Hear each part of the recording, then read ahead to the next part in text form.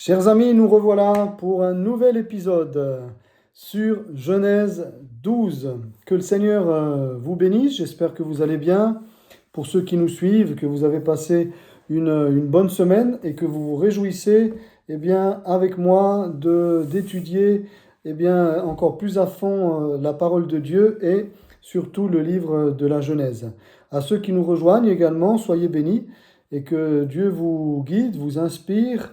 Et puis, si vous n'avez pas encore rencontré Jésus comme votre Sauveur et Seigneur personnel, qu'il vous conduise sur le chemin du salut et qu'ainsi vous découvriez celui qui a donné sa vie pour nous et celui qui nous a préparé une place dans le ciel. Amen.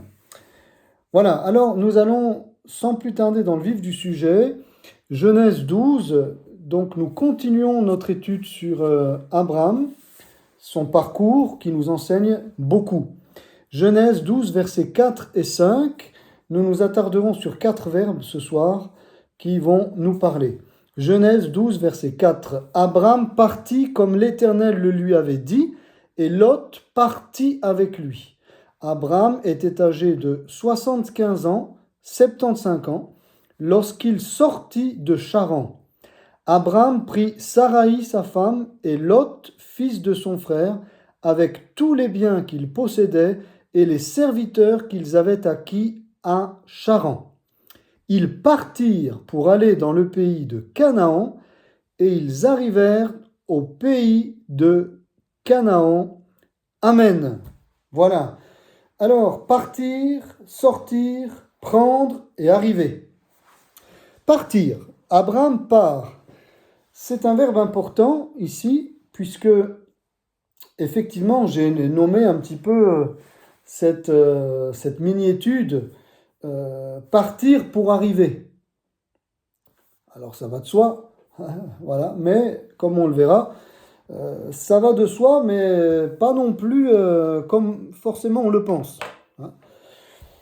Partir pour arriver. Le but de partir, c'est d'arriver quelque part. C'est pas juste de partir.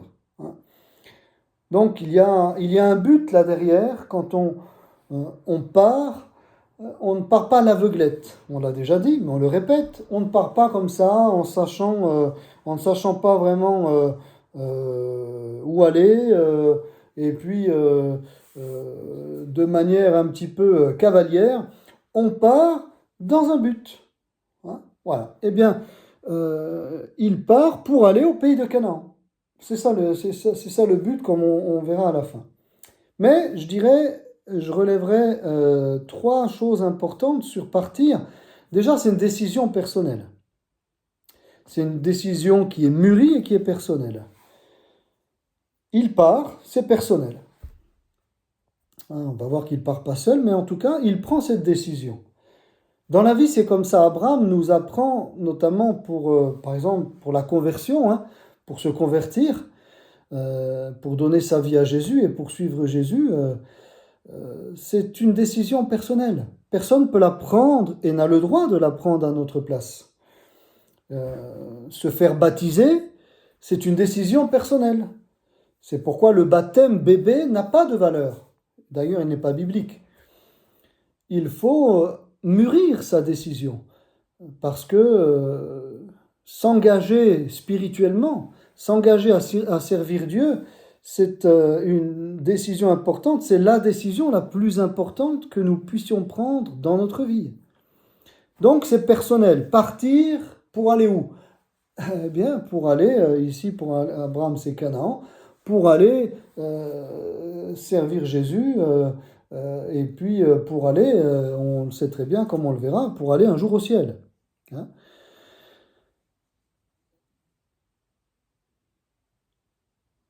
Décision personnelle, partir pour rejoindre une église locale, partir pour servir Dieu dans un endroit.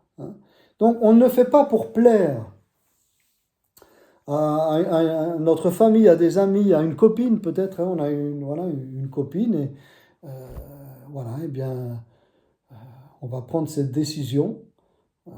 Quand je dis copine ou copain, ça veut dire que peut-être nous sommes là avec quelqu'un qui n'est pas forcément destiné, c'est juste un copain ou une copine qui n'est pas forcément destiné pour nous, comme on le verra.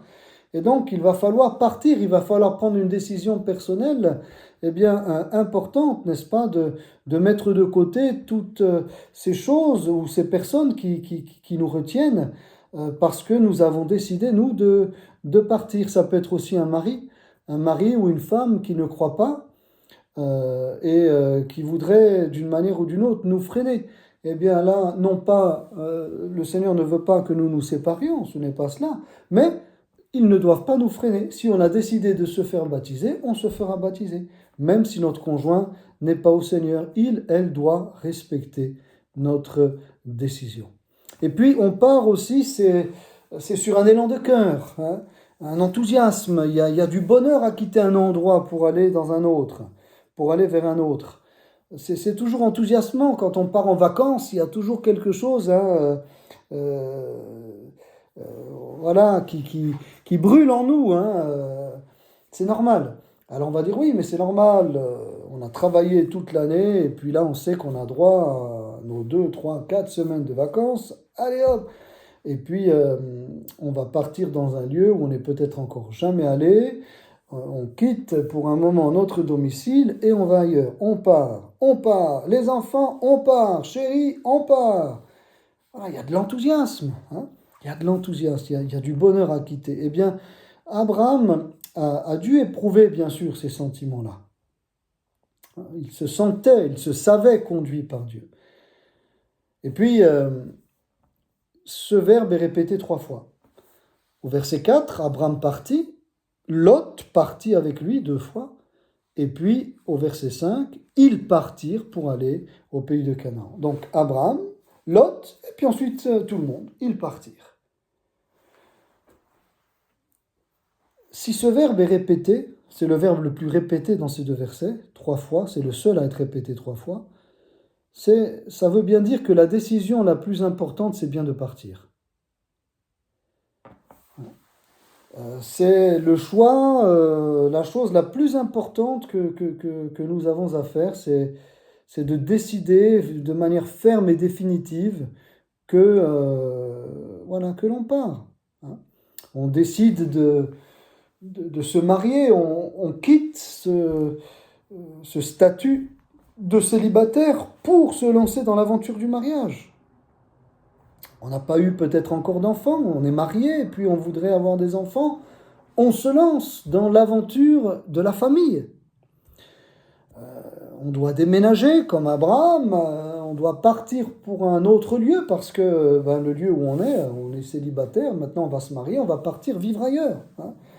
Voilà, on va tout recommencer ailleurs. Et puis spirituellement parlant, quand on donne sa vie au Seigneur, on quitte effectivement, comme on va le voir, un certain train de vie pour aller vers une autre façon de vivre, hein, pour nous diriger vers complètement autre chose, parce que les priorités ne seront plus les mêmes, nos buts ne seront plus les mêmes, peut-être même nos loisirs et nos activités ne seront plus les mêmes. On part, on s'est converti, on part à l'aventure avec le Seigneur, on part vers de nouveaux horizons, on part vers un nouveau monde, oui, le monde de la foi en Christ, le monde de la foi en Jésus.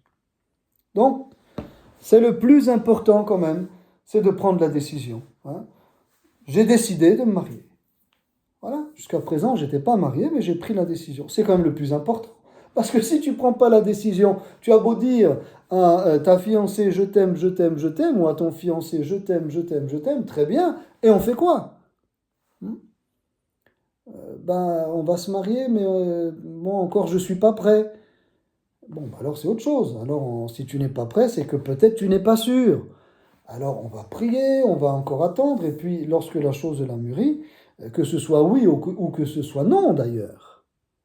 Parce que ça peut être aussi très bien, ou bien très bien une non-décision de se marier. Parce que le Seigneur, eh bien, nous aura montré que nous ne sommes pas faits l'un pour l'autre. On aura fait les choses bien, voilà. On se sera comme cela parler, on aura essayé de connaître son caractère, et puis peut-être même certains sont allés jusqu'aux fiançailles, mais le Seigneur leur a montré que non, il ne fallait pas prendre la décision de se marier. Ce n'était pas le plan de Dieu. On s'est trompé, ça peut arriver. Dans le ministère, combien nous en avons connu? Ils n'ont pas vécu ensemble, ils n'ont pas eu de relations, n'est-ce pas, voilà, avant le mariage. Ils se sont respectés. Voilà, ils ont juste appris à se connaître au niveau du caractère, de parler, etc. Parler ensemble. Mais finalement, ils avaient cru que, mais ce n'était pas le plan de Dieu. Donc, que ce soit oui ou que ce soit non, que ce soit la décision de se marier ou de ne pas se marier, voilà, d'avoir des enfants ou de décider de ne plus en avoir pour des raisons, d'ailleurs, peut-être médicales ou autres, eh bien, le plus important, c'est la décision que l'on va prendre. C'est le moment où on va se dire, eh bien, maintenant, je choisis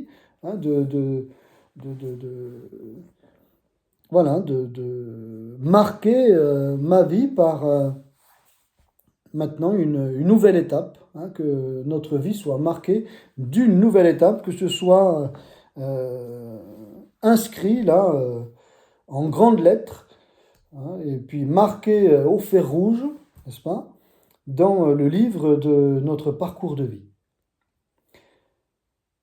Mais donc, le but, je le dis, de partir, et la décision de partir, c'est la chose la plus importante. Maintenant, c'est quand même ce qu'il vient après. Parce qu'on a dit au début qu'il nous faut partir pour arriver. Et ça, c'est pas gagné. Parce que partir lorsque l'on fait un marathon, c'est bien. Et heureusement, encore une fois, on s'est inscrit au marathon, on s'est entraîné, on s'est préparé. Enfin, déjà, on s'est entraîné, on s'est préparé, puis on s'est inscrit, n'est-ce pas, où on a été jugé apte pour le faire, et on a pris l'avion, peut-être, et on est parti, eh bien, jusqu'à l'endroit où ce marathon avait lieu. C'était la décision la plus importante de partir. Ok, mais après, une fois qu'on a pris cette décision, il faut arriver au bout, il faut les faire, nos 42 km et quelques. Il faut les faire. Non, 42 km, pardon. Pas 42 mètres, parce que là, c'est un drôle de marathon. C'est un mini-marathon. Même moi, je peux le faire, celui-là. Non, 42 km et quelques mètres. Donc, il nous est dit, c'est pourquoi ce deuxième verbe est important, il nous est dit qu'Abraham était âgé de 75 ans lorsqu'il sortit de Charan. Deuxièmement, sortir. Sortir de Charan, sortir. C'est comme s'il nous est dit ici dans la Bible, c'est comme s'il fut extirpé de cette ville, arraché à cette ville. Sortir, ça me fait penser d'ailleurs au mot église en grec, qui vient de deux mots, de la préposition ek, et puis du verbe kaleo, appeler, ek qui veut dire hors de, et kaleo, le verbe kaleo qui veut dire appeler, on appelle quelqu'un. Ecclésia, appelé hors de, c'est ça l'Église. Ce sont des hommes et des femmes qui ont été appelés hors du monde, à sortir du monde. Comme on va le voir, on va expliquer cela. Alors, s'il nous fallait sortir du monde, alors il nous faudrait trouver une planète pour les chrétiens. Cela n'existe pas, bien évidemment. Jésus nous a dit dans Jean 17,15, enfin, il a dit au Père, je ne te prie pas de les ôter du monde, de les sortir du monde, mais de les préserver du malin, de les préserver du mal. De les préserver de la mentalité de ce monde, comme c'est dit dans 2 Corinthiens 6.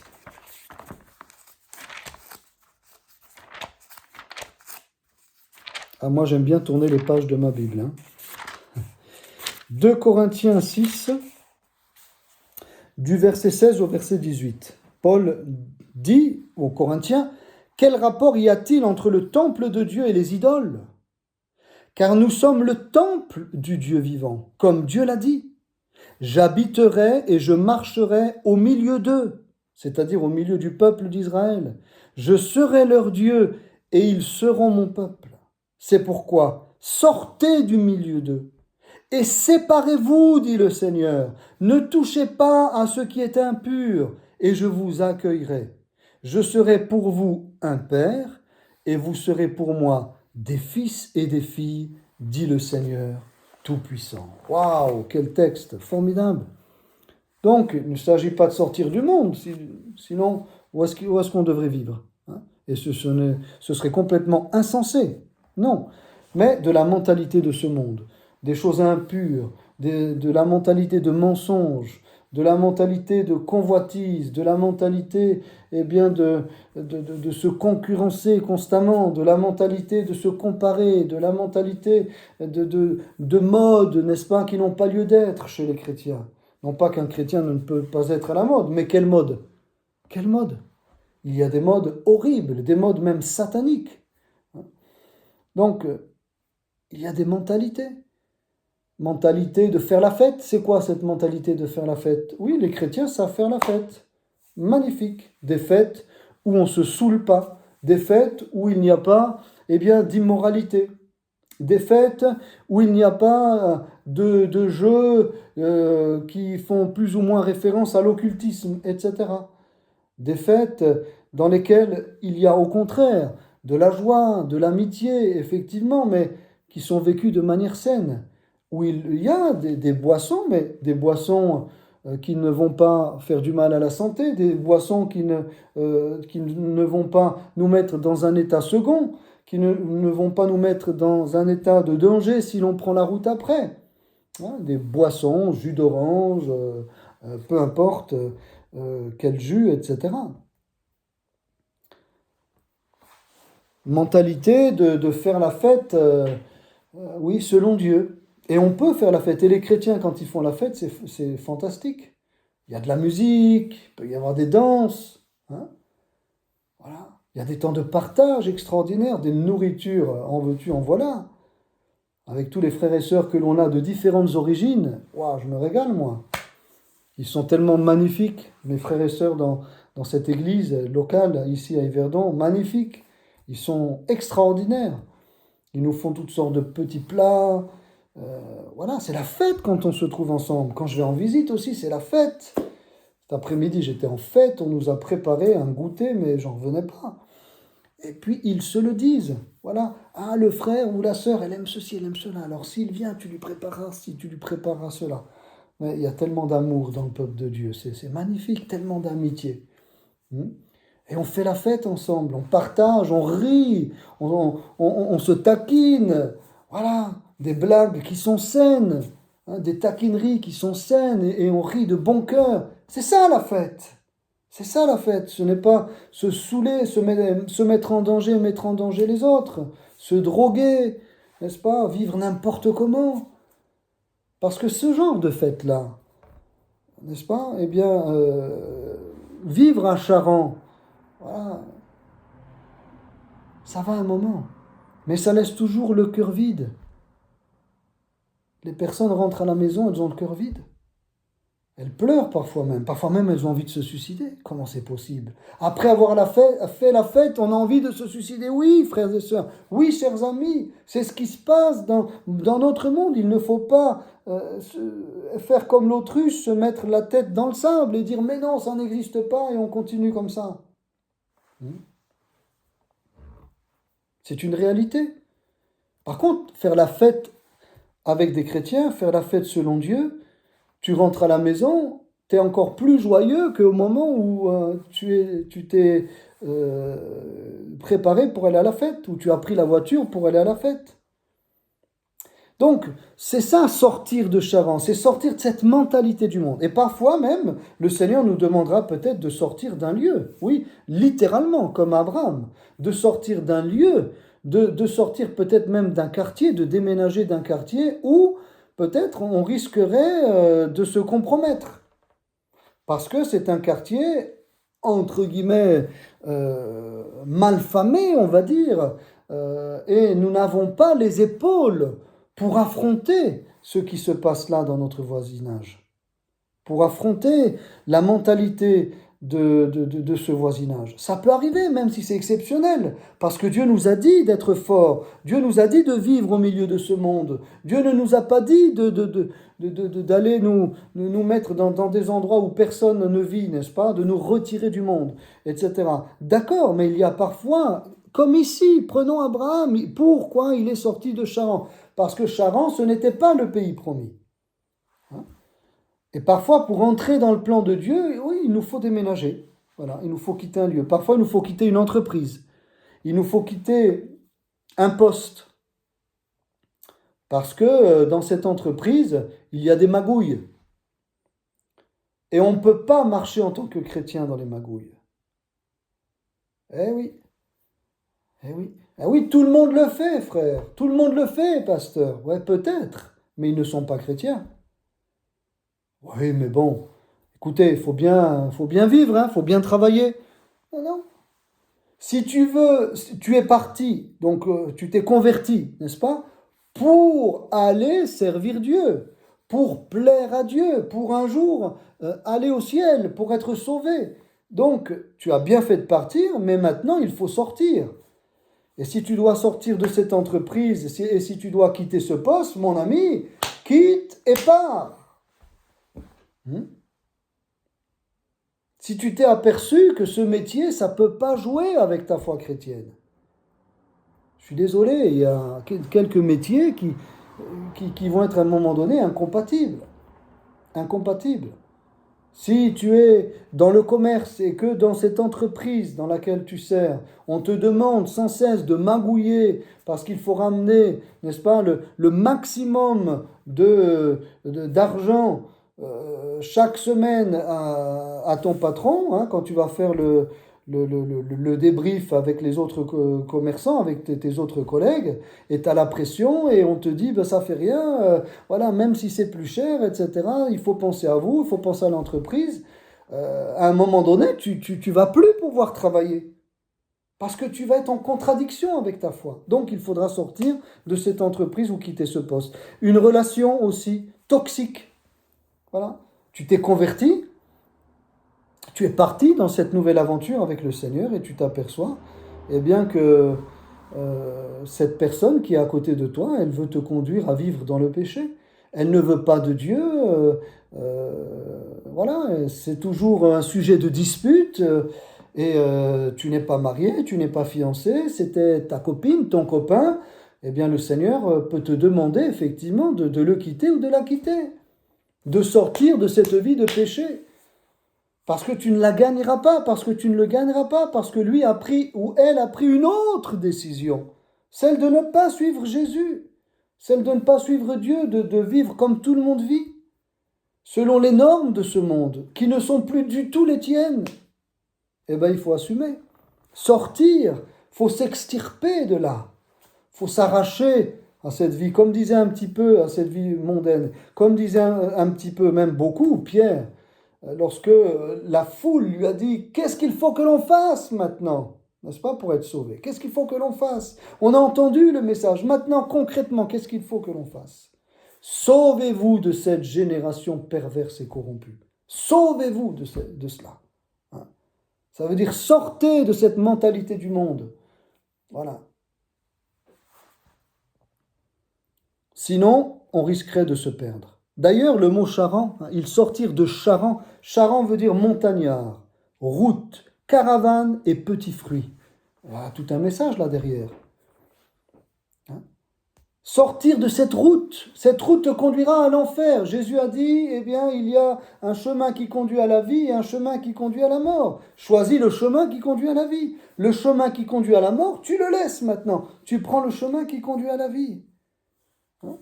Sors de cette caravane, sors de cette vie, n'est-ce pas? Eh bien, où, voilà, tu n'avais pas d'endroit fixe. Hein, tu étais sans cesse en vadrouille. Le Seigneur maintenant te demande de te fixer dans un endroit. Le Seigneur te demande spirituellement d'assumer cela.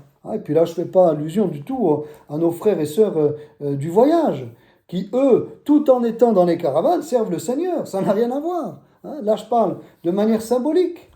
Tu ne peux pas être un SDF spirituellement parlant.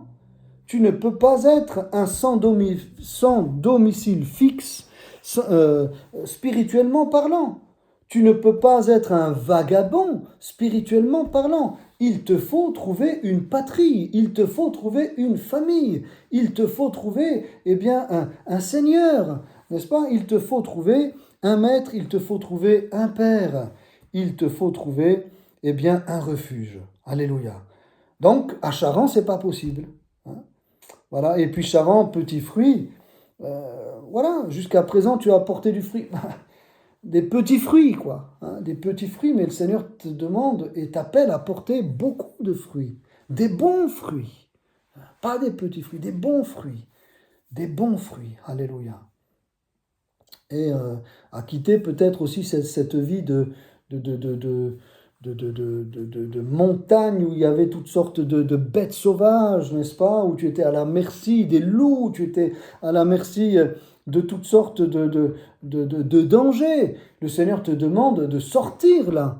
Hein. Voilà, de sortir de cette forêt, de descendre de cette montagne dans laquelle il y a tellement de dangers, tellement de crevasses, tellement de trous, tellement de pièges. Hein. Voilà. Et de venir maintenant, eh bien, dans la plaine, dans les chemins qu'il a aplanis pour toi, hein, dans ces prairies qu'il a préparées pour toi. Voilà.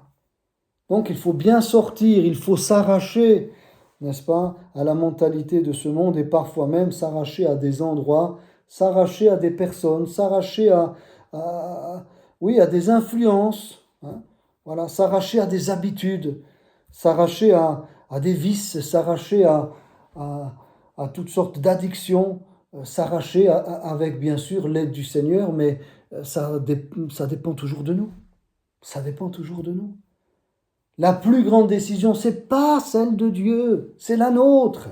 C'est nous qui décidons de nous arracher au monde, de nous arracher au péché qui nous conduit à la mort éternelle. C'est nous qui le décidons. Et quand nous on l'a décidé, le Seigneur nous donne la force de nous arracher, nous donne la force de sortir de Charan, nous donne la force d'arrêter de porter peu de fruits ou pas de fruits. Il nous donne la force d'arrêter de vivre n'importe comment. Il nous donne la force, n'est-ce pas? Oui, il nous donne la force de partir pour arriver. Et puis, troisième verbe, Abraham prit Sarai, sa femme, et Lot, fils de son frère, avec tous les biens qu'il possédait, et les serviteurs qu'ils avaient acquis à Charan. Troisièmement, prendre. Quand tu ne pars pas seul. Moi, je ne connais aucun chrétien qui vit seul.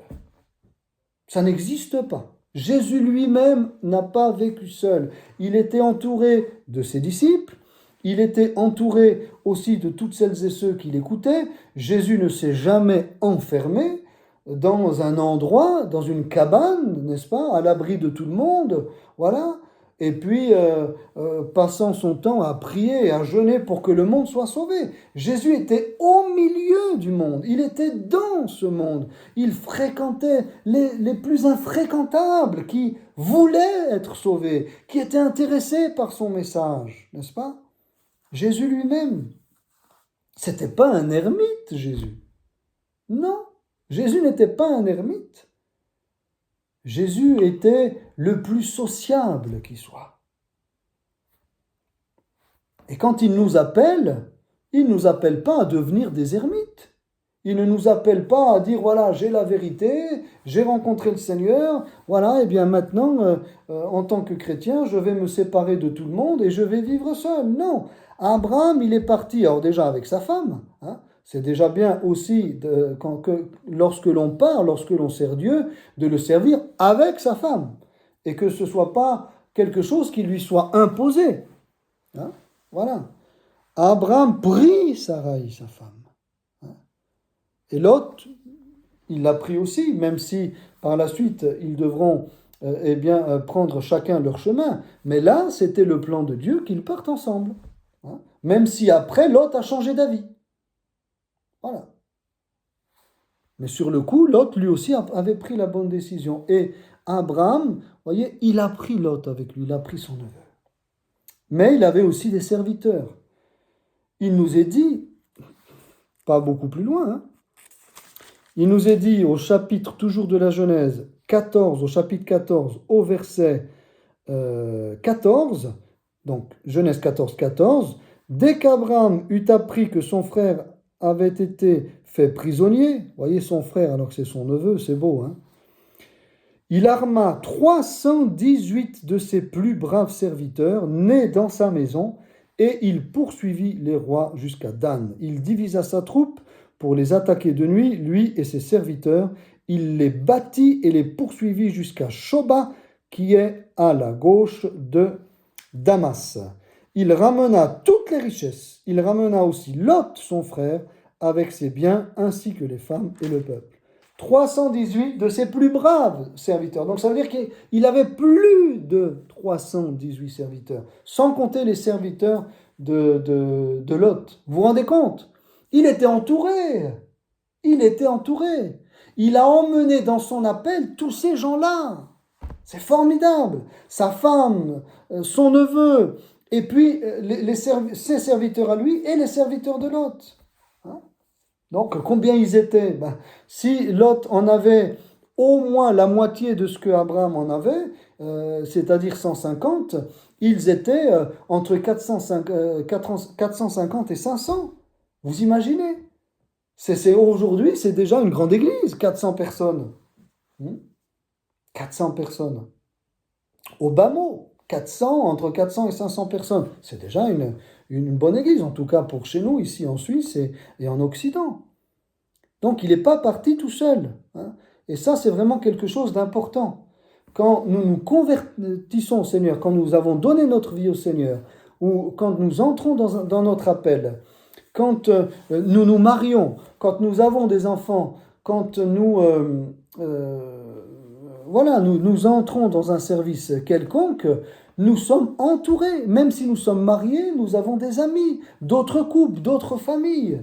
Nous ne laissons pas nos enfants tout seuls. Nos enfants ont aussi des amis avec d'autres familles, n'est-ce pas? Chrétiennes et parfois aussi non chrétiennes. Nous, on a... nos enfants ont des amis non chrétiens, non chrétiennes, qui sont formidables, formidables.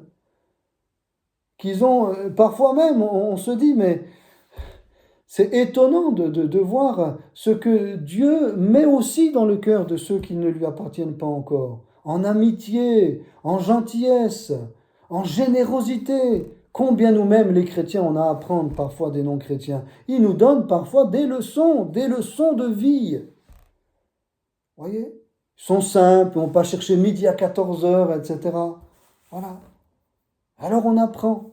Alors on va dire, ah oui, ils n'ont pas le Seigneur. Eh bien, c'est pour ça que tu es là. Donne-toi, c'est à nous de donner un bon témoignage, de vivre avec eux. Mais si on dit on est chrétien, voilà. Hein. Donc, eh bien, on est les meilleurs. Et puis vous n'avez rien compris. Donc, je ne viens pas à votre anniversaire, etc. Je ne viens pas faire une balade avec vous. Je ne viens pas à votre dîner de boîte. Mais nous ne sommes pas des sectaires. Servir Christ, ce n'est pas servir dans une secte. N'est-ce pas? Voilà. Mais au contraire, à l'exemple de Jésus, sans nous compromettre, bien évidemment, hein, voilà, sans nous compromettre, sans faire ce que ils vont faire peut-être ou regarder ou quoi, non, nous, voilà, on ne fait pas cela et on ne va pas dans ces endroits-là, etc. Mais néanmoins, eh bien, on ne va pas dire que tous ceux qui ne sont pas chrétiens vivent forcément n'importe comment, se saoulent forcément, vivent forcément n'importe comment, n'est-ce pas, au niveau de l'immoralité, etc. Non, non, c'est pas vrai, c'est pas tout le monde non plus hein, qui est dans ces choses-là. Et puis quand bien même, comme le dit Jésus, eh bien, nous n'avons pas à juger, mais nous avons à prier. Et nous avons surtout à montrer l'exemple au travers de notre comportement. Que notre comportement parle encore plus que nos paroles, afin qu'ils aient eux aussi envie d'arrêter de dire des gros mots, d'arrêter de juger, d'arrêter de vivre dans l'immoralité, d'arrêter de se saouler, d'arrêter d'être violent, d'arrêter de vivre dans la tromperie, d'arrêter de mentir. Si nous, en tant que chrétiens, ils nous voient, eh bien ainsi, frères et sœurs, à l'exemple de Jésus, sans être parfait, mais qui peut être parfait? Qui peut prétendre, n'est-ce pas, ne jamais manquer? Non, mais en aspirant à vivre dans ce à quoi le Seigneur nous appelle à vivre, en aspirant à ressembler à Jésus, eh bien, nous allons agréger du monde autour de nous, non pas pour nous, mais autour du Seigneur qui vit en nous. Et donc, le chrétien ne vit pas seul. Et ça, moi, je le dis aussi à des chrétiens qui, aujourd'hui, ont cette mentalité de former une cellule chez eux parce que, voilà, l'Église ne leur convient pas, parce que les frères et sœurs là-bas, ils sont méchants, parce que ils n'ont pas été compris, etc. Là, on est sur un mauvais chemin quand c'est comme ça. Voyez ? Aujourd'hui, c'est vrai que ces cellules de maison où chacun est le petit chef chez soi, c'est facile, hein ? Voilà, c'est facile. Et bien, un jour, ça casse. Et moi, je peux donner combien d'exemples des chrétiens que j'ai avertis. Voilà, parce que souvent, c'est parce qu'on ne veut pas reconnaître notre frère, notre sœur dans le ministère qu'il a reçu, dans l'appel qu'il a reçu. On veut que ce soit nous qui soyons vus, etc. On veut nous être dirigés, on veut nous être, eh bien, les pères, les mères, mais peut-être que Dieu ne nous a pas appelés à ça. Et puis s'il nous a appelés à ça, eh bien ça va se voir dans l'Église. Au lieu de former, entre guillemets, notre petit cercle d'amis, de ceux qui sont aussi contre les autres et qui sont pour le moment avec nous, mais vous savez, on ne construit pas avec des personnes qui sont contre. Retenez bien ça, chers amis, frères et sœurs. On ne construit jamais l'œuvre de Dieu avec des personnes qui sont contre. Parce que ces personnes qui sont contre, alors peut-être maintenant elles sont avec vous contre les autres, hein, mais ce qui les unit maintenant, c'est d'être contre les autres. Ce n'est pas d'être avec vous. Comme ils ont vu que vous aussi vous critiquez, vous êtes contre, n'est-ce pas ? Jamais pour, jamais d'accord avec les décisions qui sont prises par les responsables dans les églises. Eh bien, ils se sont agrégés à vous, non pas parce qu'ils sont avec vous, mais parce qu'ils sont contre eux. Vous avez réfléchi à ça ? Et qu'est-ce qui se passe un jour ? C'est que vous les agrégez autour de vous, 2, 3, 4, 5, voilà, vous avez monté votre cellule de mécontents. Et un jour, qu'est-ce qui se passe ? Ces mêmes personnes qui étaient contre les autorités seront contre vous, parce qu'aujourd'hui, c'est vous qui êtes apparemment les représentants d'une autorité, en fait, qui n'en est pas une. Parce que nous avons une autorité dans la mesure où nous avons été soumis aux autorités que Dieu a instituées. Parce qu'il n'y a aucune autorité que Dieu n'ait instituée. Et donc, l'autorité appelle à la soumission, et la soumission donne autorité. C'est comme ça que ça marche dans l'œuvre de Dieu. Tu veux être reconnu, alors il faut que tu apprennes déjà à être soumis. Et alors que nous nous soumettons les uns aux autres, les autres reconnaissent en toi cette autorité, et puis c'est ainsi que nous sommes bénis dans l'Église et que nous pouvons servir Dieu avec les dons, avec les talents que Dieu nous a donnés, à la place à laquelle Dieu nous a confiés, sans chercher à être des Superman du Saint-Esprit, sans chercher à être ce que nous ne sommes pas et ce que nous ne serons jamais appelés à être. Ça, c'est une maladie, une plaie aujourd'hui dans l'Église de Jésus-Christ en général. Alors, des cellules de prière, c'est autre chose. Quand elles sont rattachées à une église locale, c'est ce que nous montre la parole de Dieu. Et puis, ce ne sont pas des indépendants qui vont faire leur église, n'est-ce pas, faire sécession. Hein, voilà, on va former une scission, c'est nous qui avons compris la parole, et puis le pasteur et les anciens et les diacres, ils n'ont rien compris. Non, non, si c'est comme ça, c'est mal barré. Et un jour, eh bien, il y aura division sur division, c'est ce qui se passe. La cellule se divise, et puis ceux qui se sont divisés vont ailleurs, ils refont une cellule, ils se redivisent, etc. C'est infini. Alors que Dieu nous appelle à nous supporter les uns les autres. Dieu nous appelle à nous aimer les uns les autres. Dieu nous appelle à nous soumettre les uns aux autres, etc. C'est ça l'Église. Donc, Abraham ne part pas seul. Et ça, c'est important. Pour arriver au bout, il nous faut être avec nos frères et sœurs. Pour arriver au bout, il nous faut parfois nous frotter à nos frères et sœurs pour apprendre à nous pardonner. Alléluia. Pour apprendre à nous aimer sincèrement. Car c'est facile de dire « je pardonne », etc. quand on vit en vase clos. Oh non. Ici, entre 400 et 500 personnes étaient avec Abraham. Voyez? C'est loin de cette image de celui qui a un appel, qui part avec sa femme parce qu'il n'est pas content de cet endroit. Et moi, je prends ma femme, n'est-ce pas? Je prends mon neveu et on va faire un truc en famille. Et puis, c'est comme ça que ça réussira. Voilà, on a confiance en personne, ça va se passer en famille. Eh ben non. Il n'y avait pas que sa femme et son neveu. Tous ses serviteurs, ils n'avaient rien à voir avec sa famille.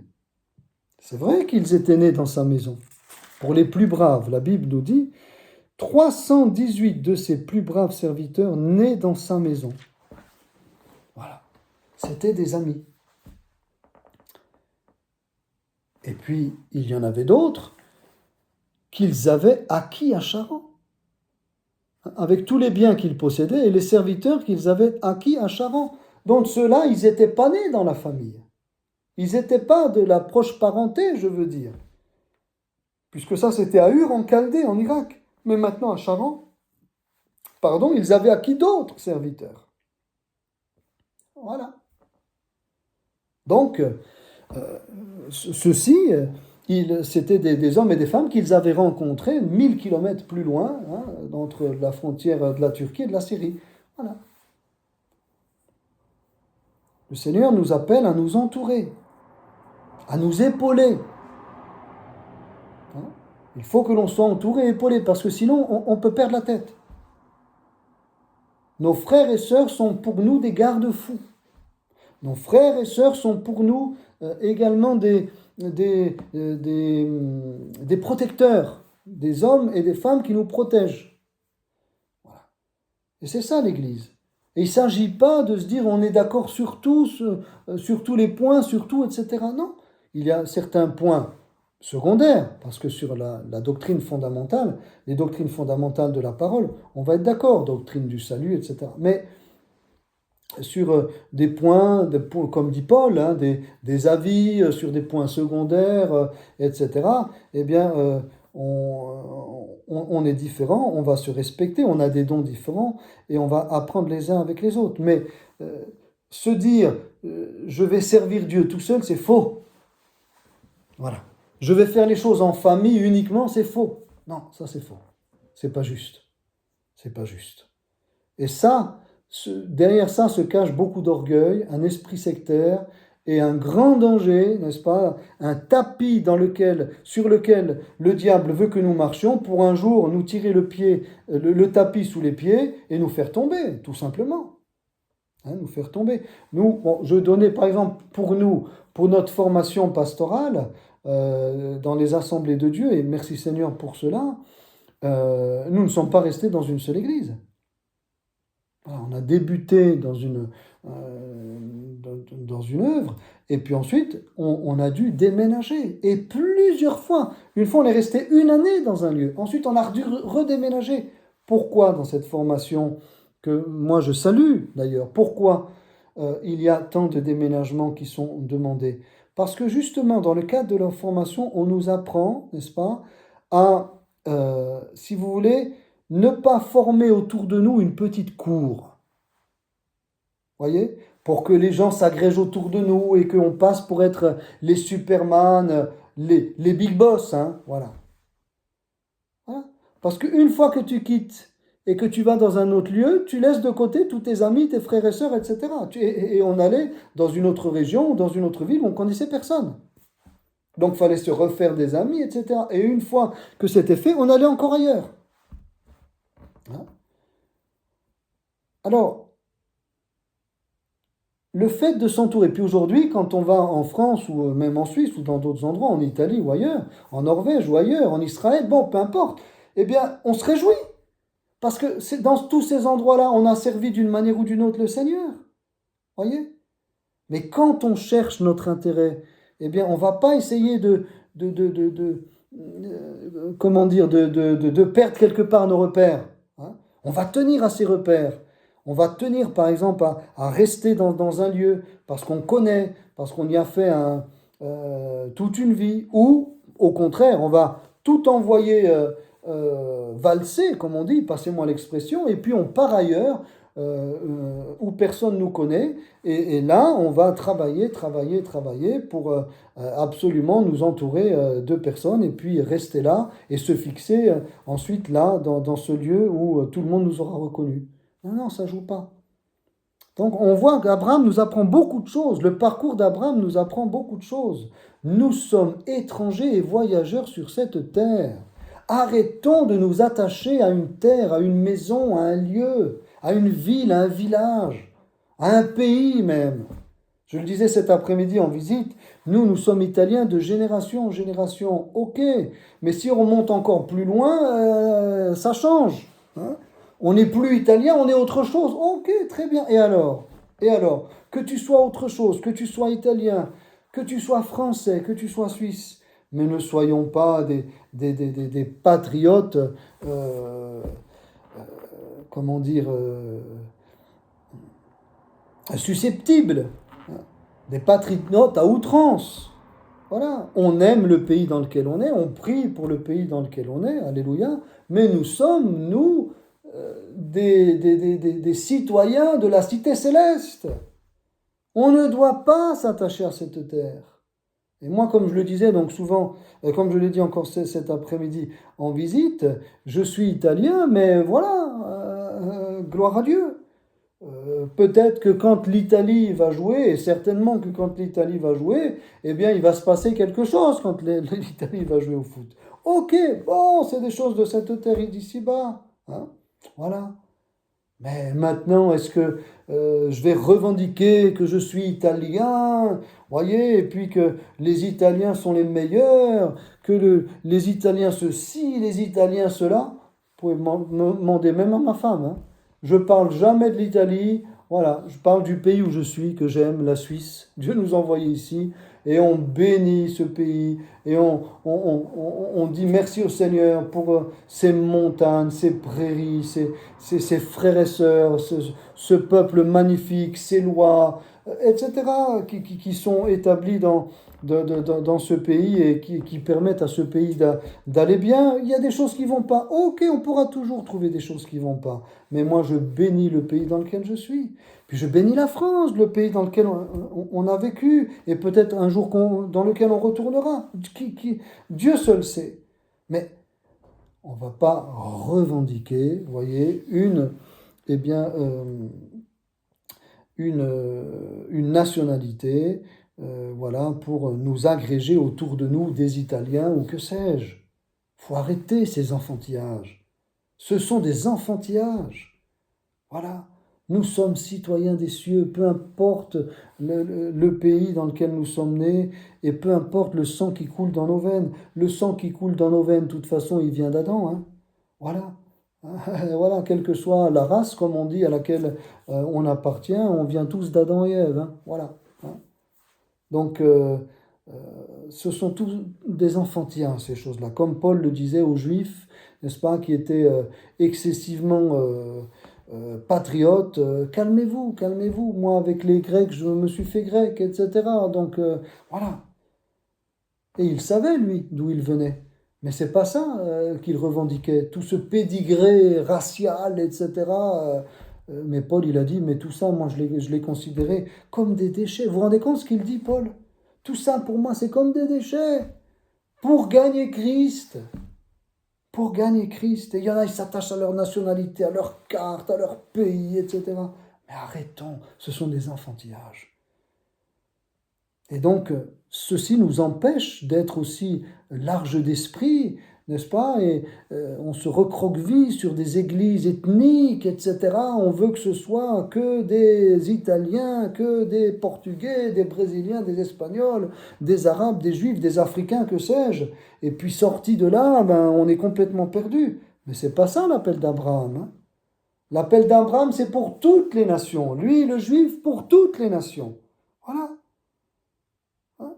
Pour toutes les nations. C'est ça que nous enseigne Abraham. Une largesse d'esprit, voir le monde et non pas notre petitesse et notre bocal et notre aquarium, mais voir le monde, la mer de ce monde. Ces nations que Dieu veut sauver. ces hommes et ces femmes que Dieu appelle à servir avec nous. Et même s'ils ne sont pas de notre nationalité, voilà, même s'ils ne sont pas de notre bord social, etc., de servir avec eux. Ah, moi, je suis européen, je sers avec des Brésiliens d'Amérique latine, je sers avec des Africains. Alléluia, gloire à Dieu. C'est ça. Hein? On n'est pas limité, on ne veut pas prendre avec nous des gens qui sont comme nous. Il faut arrêter à un moment donné. Hein? Voilà. Il a pris aussi des serviteurs qui n'étaient pas nés dans sa maison. Et cela est pour nous extrêmement important pour arriver au bout du voyage. Et c'est comme ça que je termine. Hein? Ils partirent pour aller dans le pays de Canaan et ils arrivèrent au pays de Canaan. Ouf, on respire. Ils partent, ils sortent, n'est-ce pas? Voilà. Ils partent de Charan, ils sortent de Charan, on a expliqué tout ça. Abraham prend avec lui des personnes de sa famille et des personnes qui ne font pas partie de sa famille, hein, dont le sang n'est pas celui de son père et de son grand-père, etc. Même si on descend tous d'Adam, vous m'avez compris, qui ne sont pas issus de sa famille en chair. Il les prend avec lui, il est entouré, et c'est ainsi qu'il est arrivé au pays de Canaan, pour aller dans le pays de Canaan. Il est arrivé au pays de Canaan. Le but, ce n'est pas juste de partir, mais de partir pour arriver. Canaan, c'est la récompense. Ouais, c'est le pays de la récompense. C'est le pays, c'est-à-dire le champ, la portion que Dieu avait réservée à Abraham. Voilà. Et aujourd'hui, on se jette sur cette portion. C'est à moi, c'est à moi. On n'a rien à dire aux Palestiniens, puisque nous autres, les Européens, que n'avons-nous pas fait avec les croisades? Que n'avons-nous pas fait avec les croisades? Voilà. Alors ça nous transporte quoi? Au XIe siècle. Hein, voilà. 11e, 12e siècle. Voilà. Et un petit peu après, avec tout ce que l'on a fait là-bas, aussi à Jérusalem, la guerre contre les Sarrasins, contre les musulmans, etc., au nom du Christ. Ça, c'est la chrétienté. Mais c'est pas, on ne peut pas dire que ce sont des enfants de Dieu authentiques, n'est-ce pas, des chrétiens authentiques qui sont partis là-bas pour aller tuer du musulman, qui sont partis là-bas pour libérer les lieux saints. Jésus était venu déjà depuis 1000 ans.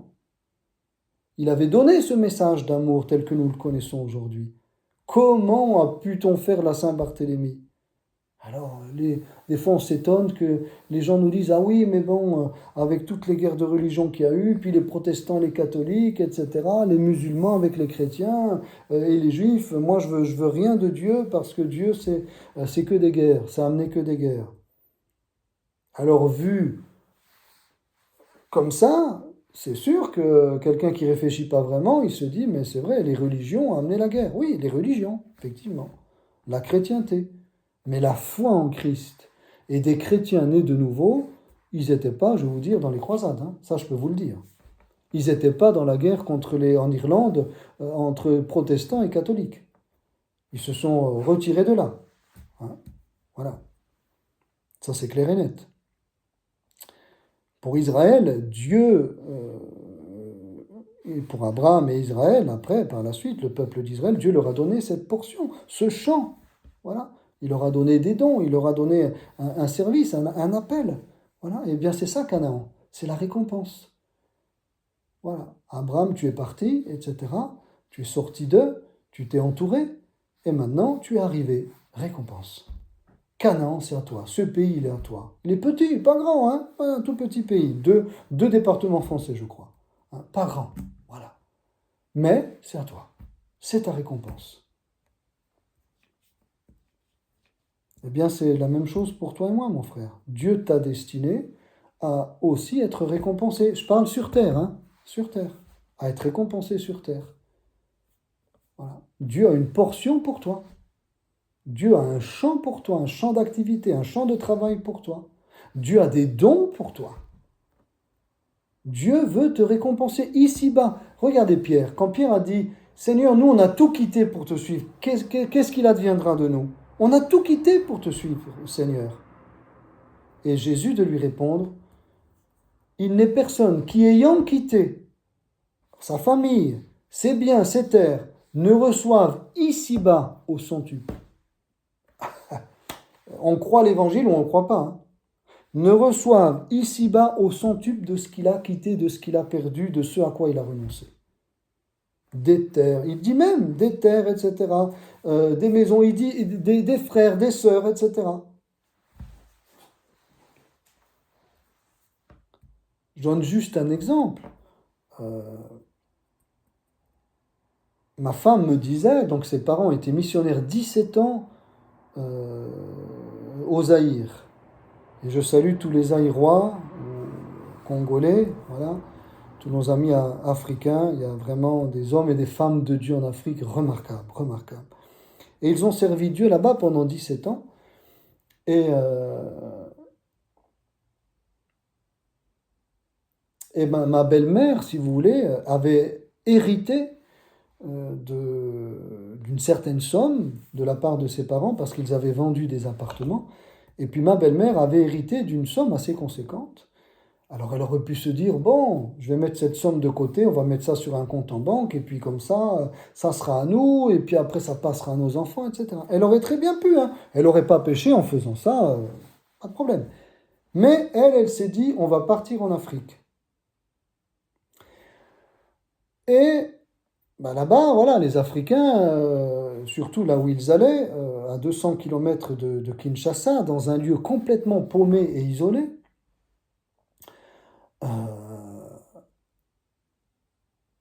il va nous falloir de l'argent. Pourquoi? Parce que on va là-bas pour construire une église, pour établir une église, donc l'œuvre de Dieu. Et il faudra aussi qu'on construise notre maison. Donc à quoi ça sert d'investir pour plus tard? Nous, on veut investir ici-bas sur terre avec ce que Dieu nous a donné. Et c'est ce qu'ils ont fait. Ils sont partis là-bas. Dieu a permis qu'il y ait cet héritage, effectivement, mais cet héritage a été mis entièrement pour l'Afrique.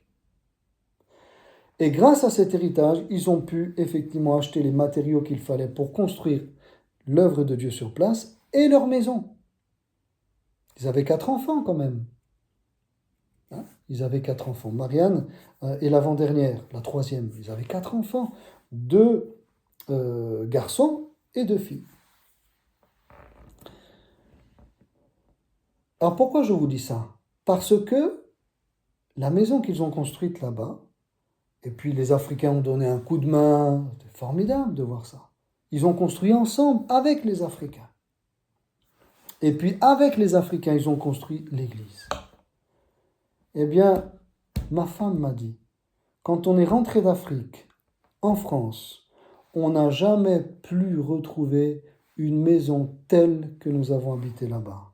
On n'a plus jamais mangé aussi bon qu'on a mangé là-bas. Pourtant, c'était en Afrique. Jésus a dit, vous quitterez, mais je vous donnerai au centuple. Combien c'est vrai. Alléluia. Il ne s'agit pas d'être tous missionnaires, c'est pas ça que je dis, comprenez bien. Mais ça veut dire, quand on met de côté aussi pour l'offrande, on dit, ah oui, mais je vais garder parce que sinon j'y arriverai pas, etc. Mais pourquoi faisons-nous ce genre de calcul? Tu auras toujours pour toi si tu as pour l'œuvre de Dieu. Tu auras toujours pour toi. Moi j'ai 50 ans, je peux le dire avec ma femme et mes 4 enfants. Par la grâce de Dieu, on a toujours donné la dîme, et plus que la dîme, l'offrande, on a toujours donné pour l'œuvre de Dieu. Dieu n'a jamais manqué de nous bénir, à tout point de vue. À tout point de vue. La récompense, elle est aussi ici-bas sur terre. Ici-bas sur terre. Et ma femme me disait, mais ce qu'on mangeait là-bas, Mirko, tu peux même pas te rendre compte. Tu as déjà mangé de la viande d'antilope? Je dis, ah bah non. Tu sais pas ce que c'est, Mirko. Tu pourrais pas parler, tu sais pas ce que c'est. Je dis, ah bah, je veux bien te croire. Tu as mangé des arachides de là-bas. Oh là là. Je lui dis, mais arrête, parce que là, tu me donnes faim, chérie. la boule de manioc avec de la sauce aux arachides. Une fois, on était dans une église où il y avait toute une communauté là, africaine qui était avec nous dans l'église. Il y avait plusieurs Africains. Et on dit, pasteur, venez à la maison. J'étais pasteur stagiaire. Et avec ma femme, ils nous ont invités à manger à la maison.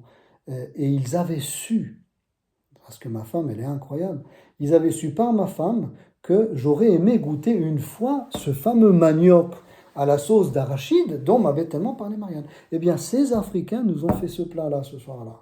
Je ne vous dis pas, frères et sœurs, ça vaut toutes les lasagnes et les pizzas. Et pourtant, moi, j'aime les pizzas et les lasagnes. Marianne me disait, c'était tellement bon la nourriture là-bas. Les fruits en Afrique, ça n'a rien à voir avec les fruits d'ici. Les bananes, etc.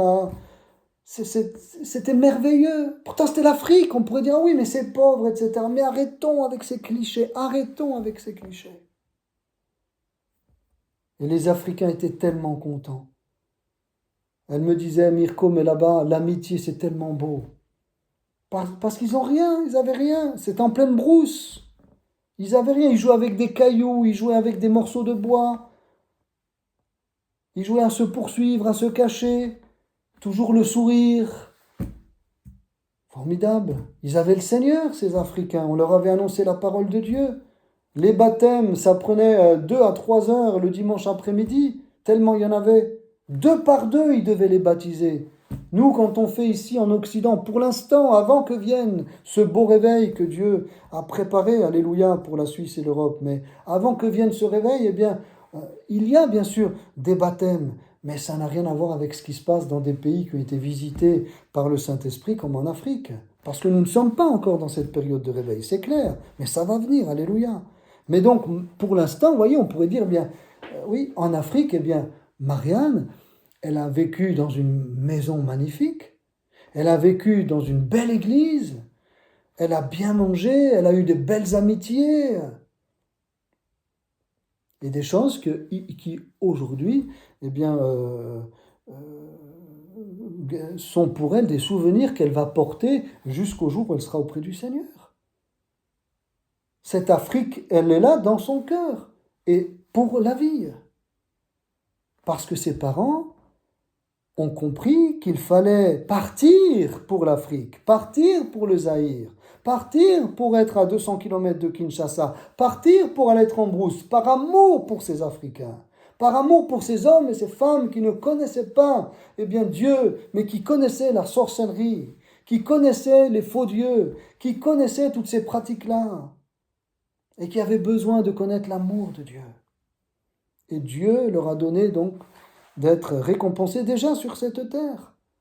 Parce que ce n'est pas donné à tous de vivre dans une maison. Ce n'est pas donné à tous de vivre eh bien, dans de beaux locaux d'église. Ce n'est pas donné à tous de bien manger. À satiété, comme elle me disait. À satiété.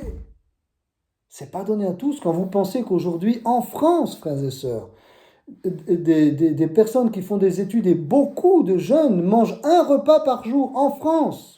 Je dramatise pas, hein, non. Alors, je conclurai en disant, à la fin de mon voyage, je serai couronné, à la fin de mon voyage, je serai couronné dans la cité de Dieu. Ou si vous venez pour les plus anciens, magnifique cantique, à la fin de mon voyage, je serai couronné. Le numéro 6 du livre du recueil de cantiques, Chœurs et cantiques, numéro 6. À la fin de mon voyage, je serai couronné, à la fin de mon voyage, je serai couronné dans la cité de Dieu. La plus grande récompense, elle sera là-haut, frères et sœurs, quand après avoir suivi et servi Jésus toute notre vie, Jésus nous récompensera. Oh, alléluia. Ça sera la fin de notre voyage. Et ça sera la plus belle des récompenses, non pas cette fois-ci sur terre, mais dans le ciel. C'est ce qu'a eu Abraham. Il a eu sa récompense sur terre. Mais maintenant, je vais vous dire, il a sa récompense dans le ciel parce que Jésus lui-même l'a dit, que Abraham est assis là-haut, eh bien, à la table du Seigneur. Alléluia. Frères et sœurs, Je souhaite de tout cœur que ces messages vous encouragent, vous aident à mieux comprendre la parole, mieux comprendre l'appel d'Abraham et ceux qui nous enseignent. Alors, d'ici la semaine prochaine, je vous souhaite tout de bon. Mettons en pratique la parole, gardons ce que la parole de Dieu nous dit. N'hésitez pas à réécouter les messages, à prendre des notes, à les faire connaître plus loin, et puis à mettre des commentaires ou des pouces ou à vous inscrire vous-même sur la chaîne de notre Église pour permettre à d'autres, bien sûr, parce que c'est là notre seul et unique but, de permettre à d'autres de connaître ce merveilleux Seigneur, ce merveilleux Père que nous avons dans le ciel, ce merveilleux Saint-Esprit, n'est-ce pas, cette merveilleuse parole que Dieu nous a laissée, la Bible, avant qu'il soit trop tard, que le plus grand nombre puisse entrer dans ce salut merveilleux en Jésus-Christ. Voilà, que Dieu vous bénisse, une bonne semaine, et Dieu voulant, à la semaine prochaine, un grand shalom, un grand salem, pace, et dans toutes les langues du monde. Alléluia.